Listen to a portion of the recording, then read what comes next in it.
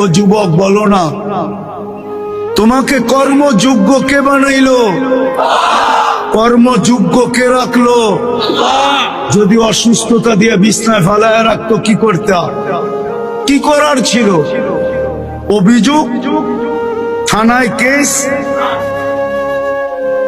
কোর্টে যায় আপিল, র্যাবের কাছে নালিশ, কি করার ক্ষমতা ছিল?